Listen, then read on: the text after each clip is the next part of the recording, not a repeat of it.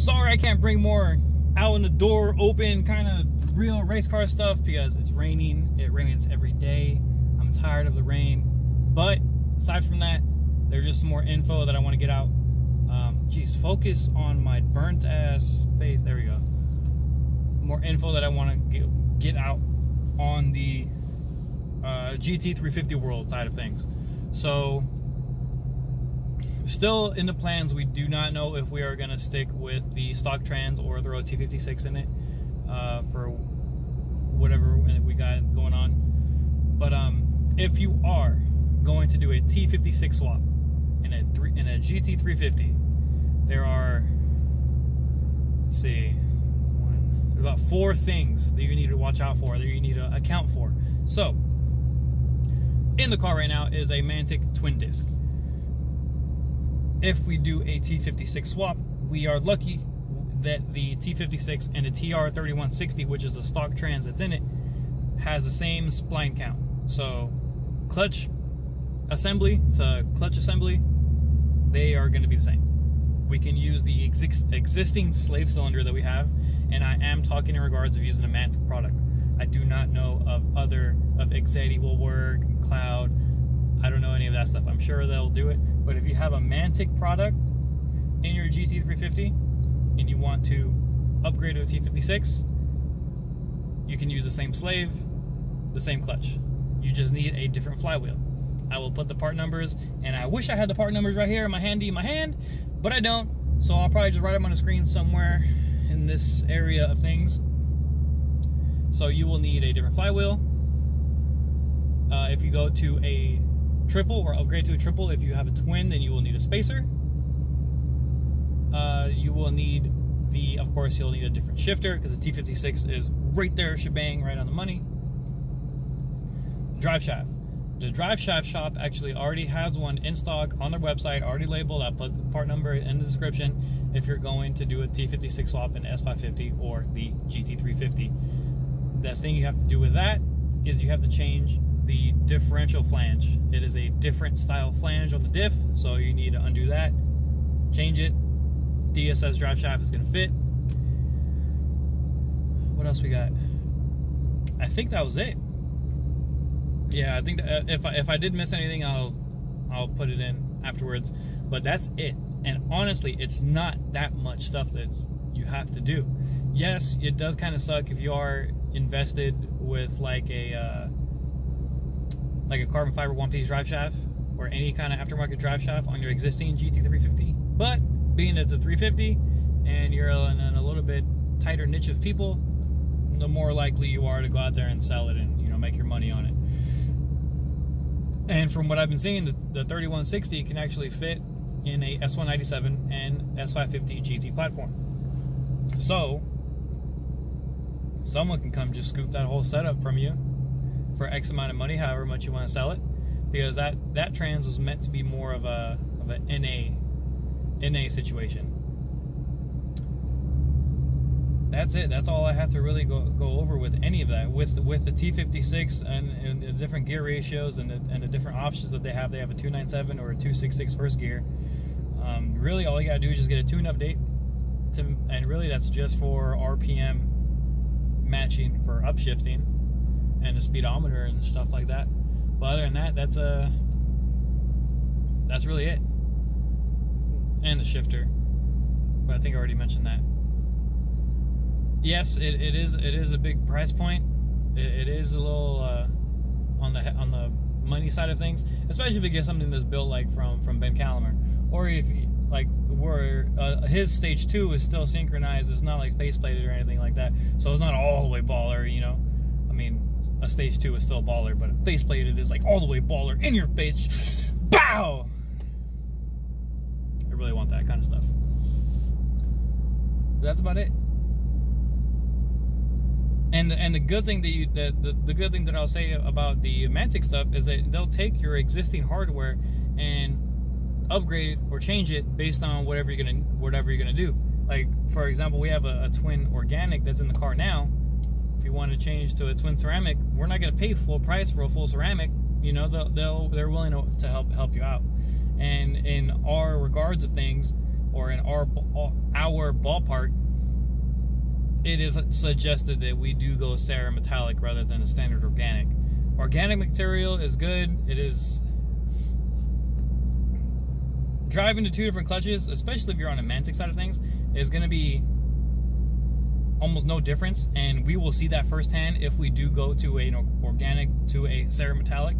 But the organic stuff is meant to be easy engaging on the clutch, smooth engagement, you know, nothing's abrupt, the materials aren't that aggressive, and when I say that, I'm talking between the steels, disc, to flywheel, and when I say the materials, I'm talking like the actual material of the clutch friction discs, or the pucks, or a full face, whatever kind of clutch you're gonna end up going with. Aggressive being like, it's gonna grab hard and take abuse, and when it gets hot, it'll be fine, and when it comes to the two, the organic is gonna last you. It's not gonna last you longer. It's just gonna be well more suited, more towards, like, if you compare like going with an OEM style replacement clutch versus going with the cerametallic performance clutch, where you know you're gonna beat on it, you know you're gonna do like 4, 5, 6,000 RPM clutch launches, or slipping it off, coming off the line. It's a really good product. If we went with someone else, I'm pretty sure they would do the same thing. You know, I know McLeod does some stuff here and there where they go back and forth, but as far as rebuildability and overall quality of the piece, the mantic is top notch. And I didn't even know that he had a. You never got pulled over for the tent on this thing? No, not yet. What is it, 5? Yeah, it's 5. Oh, okay. You're on YouTube. Oh, what up? Oh, shit. All right, later.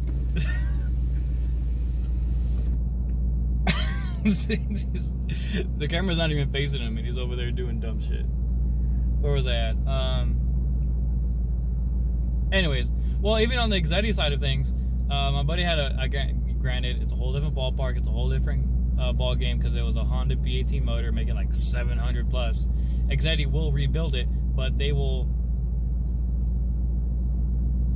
It's pricey. It was really pricey, even for that little B18 stuff. Whereas the mantic, where you're offered billet everything, you know, most of that hardware that's in there is going to stay and last, unless there's like a physical problem with like the pressure plate, or the steels are just warped to shit because you just were racing in lava. But for the most part, everything else it works. It's the same. And honestly, like a t56 350, a trans, the thing that it's gonna give you, it's confidence. Right now, my buddy that has a car, he beats the hell out of it. And I was surprised that it wasn't a cerametallic. He told me, he's like, no, it's organic. I was like, oh my god. He's been fine. The car has 30,000 miles on it. The clutch has been in there for, I'm gonna just throw a number out there. I'm gonna say maybe 15-ish. And he's fine, no chattering. No, actually, no. I want to say less than 10, because I drove it after he got the mantic installed. It's a mantic with a Ford Performance racing shifter, and that's it for that drivetrain. And the weird thing about it, I think it's a shifter. It's weird. I think he has an issue with the shifter, so he's gonna swap over to the MGW, and then I may even do a video about that. I may do a video about the MGW shifter install on that car. But then again, we're in the ballpark of things. If he does MGW on the 3160, he's gonna end up selling all that stuff and put an MGW in the T56. So we're ballying everything out right now and seeing where we're gonna plant all of our things in a row. Because right now the car is well equipped. The car is fine. The car burns oil. Because the owner actually got in contact with RPG, and you know, there's some oil, piston wall clearance issues and valve guide issues that they have. Nothing that like causing the piston to rattle inside the cylinder, but enough for like oil to pass through. I mean, it's not an uncommon problem to see. I mean, some Audis have that problem. I mean, most other cars have that problem. Your 2002 Crown Vic probably has that problem with 300,000 miles on it, but you don't even know it. And If he would have done a burnout leaving and the camera wasn't facing him, he would be mad. But yeah, that's why we are going to do the engine build. And again, when we do it, there's a lot of other variables in the air. But that's what I just wanted to say. Those are the few things you wanted to see with. I wanted to get out there if you're gonna do a T56 swap. It's really easy. You're gonna pay a little bit of money for it. And overall, if you're gonna get a stage 2 from Ben Calamer, I'm talking everything brand new. Mantic triple, T56, one-piece drive shaft, and the shifter.